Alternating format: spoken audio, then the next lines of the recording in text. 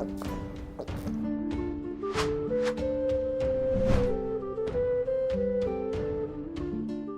Moin, hallo und herzlich willkommen zu einem neuen Video hier auf meinem Kanal. Und heute gibt es mal wieder eine Runde Shakes and Fidget.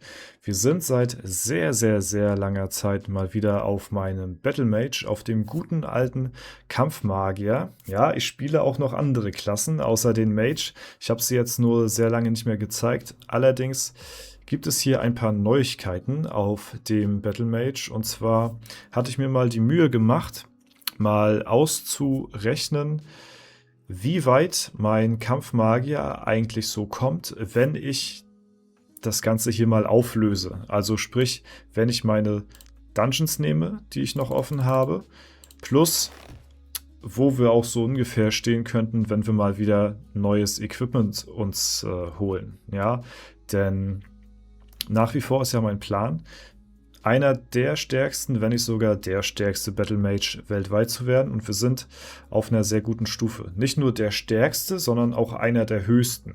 Der höchste Battle Mage werde ich wahrscheinlich nicht werden, weil es gibt einen BM, der seit Anfang an auf XP geht und der höchste im Level sein will. Das lasse ich ihn auch. Ja, Dark Mage heißt er. The Dark Mage. Der geht halt auf XP. Dadurch fehlen ihm aber extrem viele Stat-Punkte. Ich wollte mit meinem BM immer relativ hoch im Level sein, weltweit. Trotzdem aber einer der stärksten Kampfmagier weltweit sein. Also in beiden Ranglisten sozusagen relativ weit oben. Und das sieht auch sehr gut aus. Ja, ich möchte ja auf meinem Kampfmagier mich neu equippen und meine Dungeons auflösen, wenn ich auch, genauso wie auf meinem Main auch, meine Aura auf 400 gebracht habe. Das heißt, wenn wir hier wieder bei der Klo-Aura am Maximum sind, genauso auch auf dem Main. Ja, hier ist ja genau das gleiche. Hier möchte ich mich auch erst wieder neu equippen, wenn ich hier mit der Klo-Aura durch bin. Also die ans Maximum gebracht habe. So, das wird noch ein bisschen dauern. Ja, wir haben hier auch nicht jeden Tag einen Epic reingeschmissen wie auf dem Main.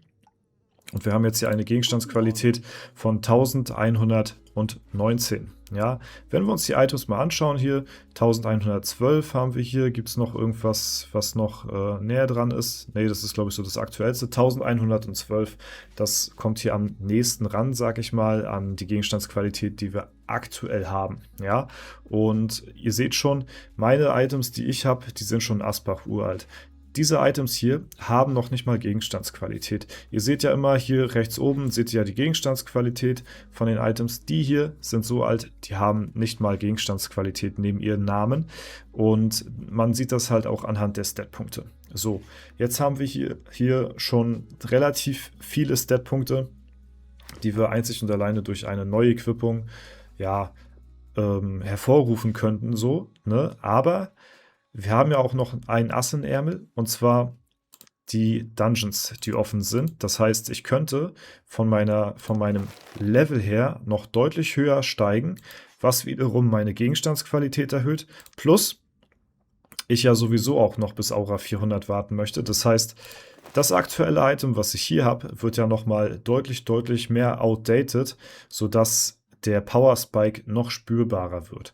So, und jetzt habe ich ja nun hier einige Dungeons offen. Und das möchte ich euch mal zeigen, was wir hier so an Level rausholen. Wir haben in der Lichtwelt 9 von 10. Schattenwelt haben wir hier noch ein paar Dungeons offen. Dann haben wir Dauerschleife der Idole, haben wir hier 22 bis 30. Plus, was wir noch sehr viel übrig haben, ist der Sandsturm. Da sind wir jetzt gerade mal bei 64 von 1000. Und das Ganze habe ich jetzt mal in ein Tool eingelesen, was ich euch auch schon mal gezeigt hatte. Das benutzt man hauptsächlich für Dungeon-Pause und sowas. Und hier habe ich jetzt mal alle Dungeons eingegeben, die noch so bei mir über sind. Ja, das sind in der Lichtwelt, ne, um das hier einmal zu vergleichen, haben wir hier den Meetingraum, 9 von 10. Alles andere gibt keine XP mehr. Ja, das ist noch ein Dungeon, beziehungsweise 2 Gegner, die bringen mir dann 600 Millionen in Summe. Dann in der Schattenwelt haben wir noch ein bisschen mehr offen. Ne? Hier Monstergrotte 3 von 10. Haben wir hier auch so angegeben, 3 von 10. Dann der nächste ist hier die 29. Ja, das sehen wir hier. Arkane Dungeon 1 bis 10. habe ich jetzt so eingelesen, wie ich die Dungeons halt auch wahrscheinlich schaffen werde, so. Ne, dann beim Serverraum, der 30. Dungeon, habe ich hier 1 bis 10. Da werde ich wahrscheinlich auch alle schaffen, wenn ich neu equipped bin. Dann der 31. habe ich dann schon ein bisschen konservativer angegeben, weil da werde ich wahrscheinlich nicht alle schaffen, so.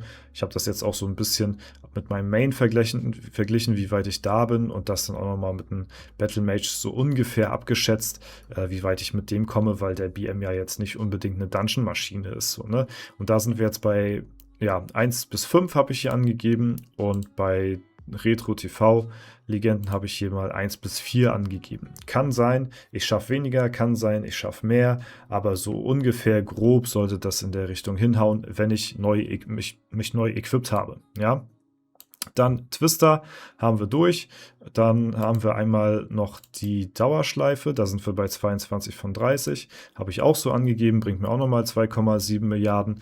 Und dann kommen wir jetzt einmal zum Sandsturm. Und zwar beim Sandsturm, ja, also ohne den Sandsturm sind es jetzt im Moment gerade 9,6 Level. Und mit dem Sandsturm kann ich euch mal zeigen. Und zwar, ja, gibt es hier irgendwie, entweder bin ich zu blöd dafür oder es funktioniert nicht. Wenn man hier zum Beispiel eingibt, Sandsturm 1 bis 10, dann seht ihr hier, der bringt uns 300 Millionen, ne? 1 bis 20 bringt uns 600 Millionen, ne? Und so weiter und so fort. 1 bis 50 bringt uns zum Beispiel 1,5 Milliarden, was ja genau ein Level-Up entspricht. Das heißt, 1,5 Milliarden XP sind ein Level-Up. Das heißt, logischerweise, wenn wir 1 bis 100 machen würden, jetzt nur rein von der Theorie her, hätten wir jetzt 2 Level-Ups gemacht. Ne? Weil 3 Milliarden sind 1,5, ne? Milliarden mal 2 sind halt eben 2 Level-Ups, weil 1,5 Milliarden braucht man halt eben für ein Level-Up. So, ne?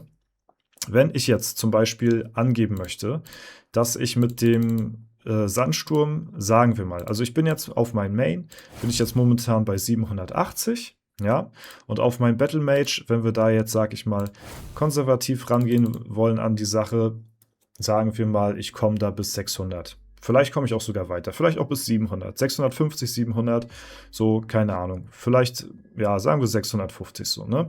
Dann, wenn ich das jetzt hier angebe und sage, ey, ich möchte hier bis, sagen wir mal, ja, keine Ahnung, oder sagen wir mal nur 150, dann übernimmt er das nicht. Ja, das ist so ein bisschen das, was ich schade finde. Oder ich mache irgendwas falsch. Oder 700, es ändert hier nichts an der Zahl großartig. Und das ist halt, ja, konnte ich jetzt halt eben dadurch nicht ganz 100% berechnen. So, ne? Wir können aber trotzdem abschätzen, wie viel wir ungefähr schaffen. Ja, wir haben ja 63 schon gepusht hier. Ne? Und sagen wir mal, wir kommen so ungefähr bis 650, so grob ungefähr. Ja, dann haben wir noch 6 mal 3 Milliarden XP, ne, was ja 2 Level-Ups sind, was dann 6 mal 2, 12 Level-Ups entsprechen würde. Grob. Ich sage jetzt nur mal grob ungefähr, ne, wenn wir jetzt bis 650 gehen. So, ne? Und wenn wir dann bei 12 Level-Ups sind, dann sind wir hier ja, ungefähr bei 23 Level ungefähr. Okay, ich setze mal ein bisschen niedriger an. Wir sagen einfach mal, wir runden mal runter auf 20 Level. Ja, dass wir sagen, okay, wir haben 20 Level, wahrscheinlich kriege ich mehr Level raus, aber ich sag mal, wir runden jetzt einfach mal runter, ne, falls auch hier irgendwas dazwischen kommen sollte oder ich weniger schaffe im Sandsturm oder hier in der Schattenwelt. Sagen wir mal 20 Level haben wir offen. Okay, gehen wir jetzt mal einmal in die Webshop-Statistik-Seite rein und gucken uns das Ganze an, wo wir jetzt momentan gerade stehen. Also jetzt bin ich 726 frisch geworden. Hier ist es noch mit 25 angesetzt. Ne? Und wenn wir jetzt hier gerade mal schauen, wenn wir jetzt hier einfach mal 20 Level raufrechnen auf mein aktuelles Level, dann kommen wir hier auf 745 bzw. 46. Ja, womit wir dann schon wiederum vom Level her alleine auf Platz 2 weltweit sind. Sogar sehr, sehr, sehr, sehr knapp unter The Dark Mage mit 747 aktuell gerade. Und der geht halt eben sogar auf XP. Ja, kann ich euch gleich zeigen. Der hat unglaublich wenig Stat-Punkte im Vergleich zu mir, weil er halt eben deutlich Gold liegen lässt, weil er der höchste Battlemage sein will, weil das ein XP-Spieler ist. So, ne? Das ist nicht mein Anreiz. Ne? Das heißt, wir können fast uns Platz 1 holen, obwohl wir auf Gold spielen. Liegt natürlich auch daran, dass ich im Moment gerade mit deutlich, also was heißt deutlich, mit etwas besserer XP auch queste als The Dark Mage. Ne? The Dark Mage bekommt in seinen Quest weniger XP als ich momentan gerade, weil ich ja vom Level her niedriger bin. Je höher man vom Level ist, desto weniger XP bekommt man. Das heißt, das ist gerade auch mein Vorteil, dass ich so lange, sag ich mal, eine Late-Game-DP mache. Das ist halt der Grund, warum man das machen sollte. Eventuell. Ja, könnt ihr euch selbst aussuchen. Aber das ist halt eben der Grund. So, ne? Je später man auflöst, desto mehr Vorteile hat eben der sich noch Dungeons aufgespart hat. Und das ist halt mein Ziel. Ne? Und genau, das heißt, wenn wir jetzt auflösen sollten, sind wir wieder Platz 2 weltweit von dem Level her. Vielleicht sogar Platz 1, weil wir haben ja auch ziemlich viele Level abgerundet, muss ich dazu sagen. Wenn wir jetzt auf Hauptattribut und Ausdauer gehen, dann sehen wir, bin ich momentan Platz 10 weltweit mit diesem Equipment hier. Ja, mit diesem Equipment sind wir Platz 10 weltweit. Mit einem Equipment, was noch nicht mal Gegenstandsqualität hat. Das Equipment ist so alt, das ist noch vor dem Toiletten-Update gewesen und noch lange, lange Zeit davor. Ja, ihr seht ja, wie die Items jetzt gerade stehen und wo sie dann stehen werden. Wenn ich dann nochmal, sagen wir bis dahin nochmal vielleicht 25 Level oder noch mehr, vielleicht kommen ja noch dann neue Dungeons, noch dazu gewinne. Das heißt nochmal 25 mehr Gegenstandsqualität hier oben drauf. Ne? Plus wir steigen ja eh nochmal in der Zeit, bis wir Aura 400 haben vom Level her. Das heißt nochmal deutlich mehr Gegenstandsqualität plus halt eben auch die Aura auf 400, was uns von der Gegenstandsqualität ja noch höher befördert. Das heißt, das hier wird auch nicht das Endresultat sein. Und bevor das Toiletten-Update kam, war ich mit meinem Battlemage immer so Platz 2 bis 3. Ja? Und jetzt gehe ich von aus, dass wir wahrscheinlich auch wieder so Platz 2 werden könnten. Platz 1 wird schwer, sage ich ehrlich. Barschal ist ein sehr, sehr guter Spieler. Ja, da vorbeizukommen ist wirklich ziemlich schwierig, aber Platz 2 sollten wir eigentlich haben, sodass wir weltweit gesehen, wenn wir auflösen sollten, eventuell oder sogar mit recht hoher Wahrscheinlichkeit Platz 1 werden vom höchsten Battlemage weltweit und aber trotzdem, trotz des hohen Levels, immer noch Platz 2 weltweit sind von den Stats her. Ja, also das ist auf jeden Fall der Plan. Ich denke, das ist realistisch und das ist auf jeden Fall auch so mein Anliegen und mein Ziel, was ich verfolge. Platz 1 von den Stats her wird wirklich schwer. Ja, das müssen wir schauen, ob das funktioniert. Wage ich zu bezweifeln, aber wir gucken einfach mal. Und ja, was ich aber sehr, sehr gut finde, ist halt eben, dass wir nicht nur vom Level her sehr gut performen, sondern auch von den Statpunkten her. Und das ist halt eben in beiden Listen dann so hoch zu stehen, ist schon sehr, sehr gut auf jeden Fall. Und deswegen, ja, es kam jetzt auch so lange Zeit nichts von meinem Battlemage hier, weil hier momentan gerade eine sehr langweilige Spielphase herrscht, wo wir gar nichts machen, nichts pushen, keine Dungeons machen. Das ist für den Content natürlich tödlich, ja, deswegen gibt es hier leider nicht so viel zu sehen, aber es ist sehr effektiv. Und diese Effektivität, die werden wir eines Tages noch zu spüren bekommen auf dem BM hier. Ja, ich kann euch jetzt noch mal kurz so ein bisschen zeigen, wie momentan gerade so meine Werte aussehen vom Arkan Kometen. Ja, weil ich ja auch hier so relativ 50-50 gehe von der Skillung her. Ne? Und deswegen, genau, wenn hier einmal eine Neuequippung stattfinden sollte, dann werden wir definitiv einer der besten Spieler beziehungsweise einer der besten Battle-Mages weltweit werden. So. Und ja, das ist auf jeden Fall meine Vorgehensweise mit dem BM. Also der ist alles andere als von der Karte geschrieben. So, macht euch da keine Sorgen. Ja, der nimmt quasi jetzt im Moment gerade Anlauf, um richtig auszuholen. Ja, deswegen, wenn es hier soweit ist, wir warten auf Aura 400, dann ist der Zeitpunkt gekommen, dann werden hier die Dungeons gepusht. dann wird sich neu equipped und dann rechnen wir ab.